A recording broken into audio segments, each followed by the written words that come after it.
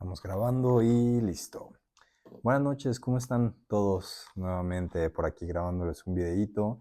Ya tenía un rato sin grabarles nada, sin subirles contenido, porque estamos en medio de la publicación de la novela, entonces, como entenderán, estoy un poquito saturado de cosas, pero bueno, voy a aprovechar que en mi carrera me han pedido hacer una tarea, un videíto, y pues nada, vamos a matar dos pájaros de un tiro. Por un lado, les dejo contenido a ustedes, contenido que creo que es de demasiado valor, y por otro lado, pues cumplimos con la tarea.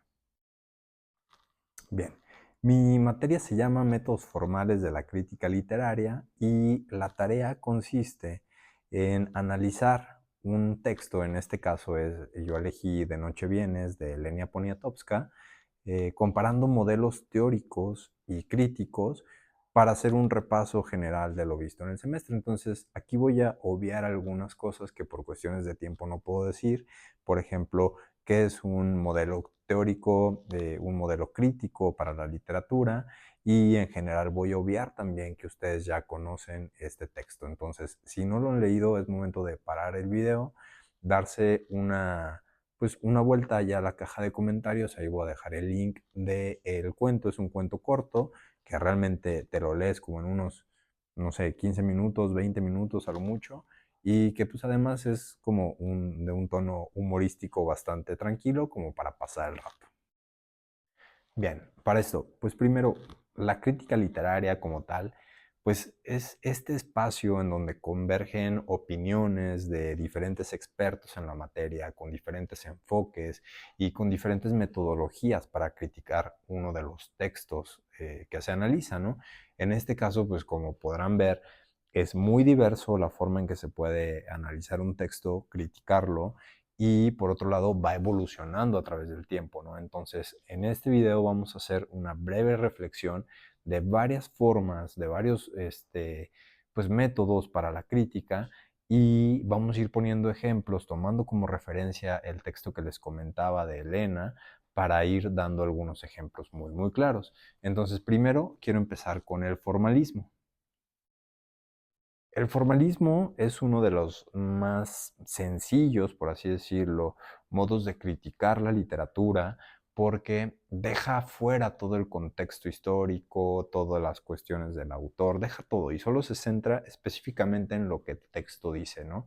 Entonces, es sencillo, pero a la vez es complejo porque puede llevar a interpretaciones pues que a lo mejor no son siempre del todo correctas, ¿no? Por ejemplo, en el caso de este cuento corto de Elena, pues de una manera formalística podríamos decir que el texto está cargado de una redacción muy coloquial, una redacción bastante común, de un lenguaje muy, llamémoslo básico, y cargado de humor, que nos deja ver muy específicamente estas ironías que contrastan entre lo social y lo político pues en el texto, ¿no? No se puede hablar de un momento político en general, porque en sí el formalismo no te permite eso, ¿bien?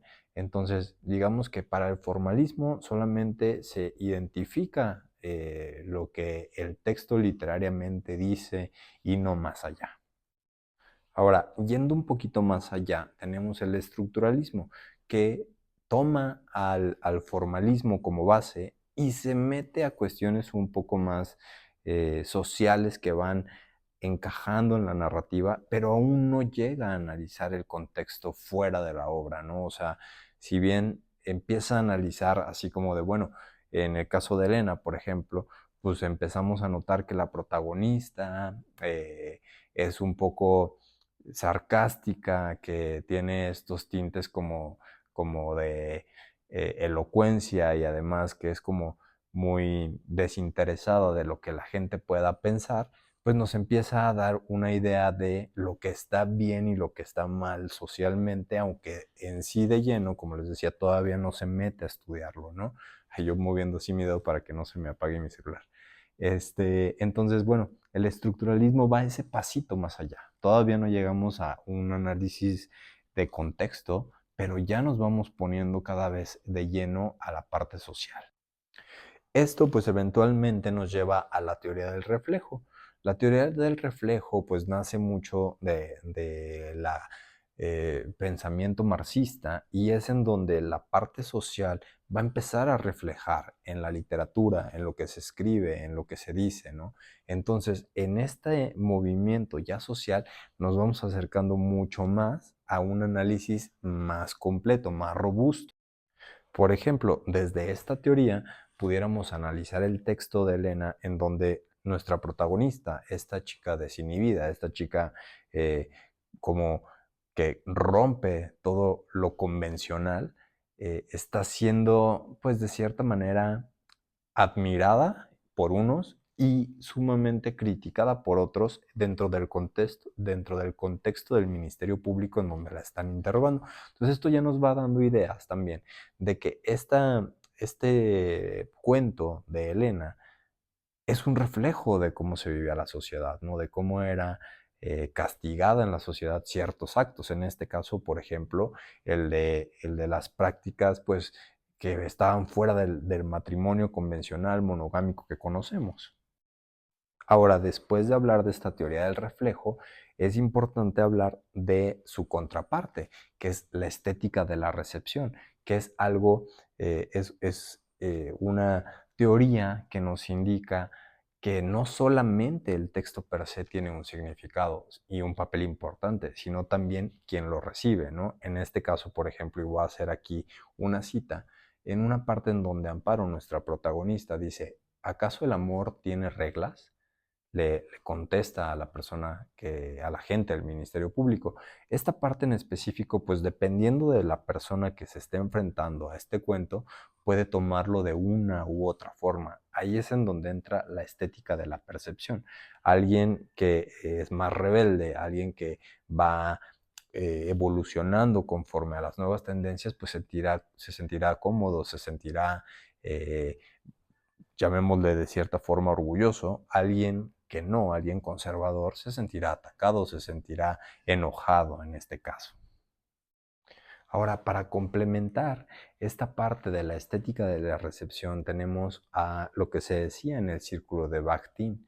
Ahí, pues nos indicaban que la literatura en un texto como tal no es plano, sino que tiene varias ideas, obviamente dependiendo del texto, tiene varias contraposiciones y posturas con los diferentes personajes, ¿no?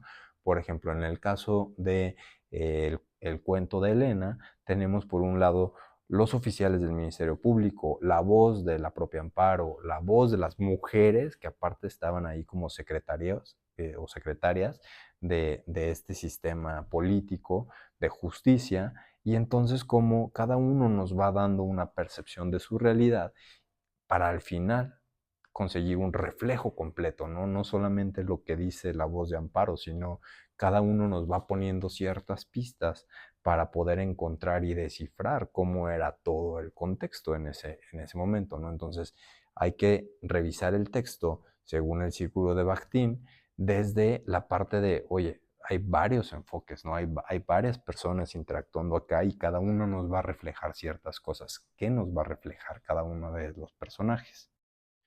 Y bueno, no podemos dejar tampoco de lado la teoría de los campos, que nos habla de que en los textos hay una parte interna que se une a una parte externa y que esas confluyen y que tienen una relación. Entonces, por ejemplo, en el caso del cuento de Elena, tenemos a una voz de Amparo que es como muy burlona y dice, por ejemplo, ellos no se quejan, ¿por qué habrían de quejarse ustedes? Y esto pues nos denota cierta rebeldía, ¿no? O sea, un grito de rebeldía que dice, bueno, las estructuras de poder de la época se confrontan, no lo hacen todo bien. Y bueno, ya más reciente, por supuesto, tenemos pues teorías que estudian, por ejemplo, la decolonialidad, los estudios de género, cómo estas nuevas literaturas se van formando en cuestión de irnos preguntando más allá de las percepciones anteriores, ¿no? Sino de las nuevas corrientes que hoy en día nos legitiman como sociedad.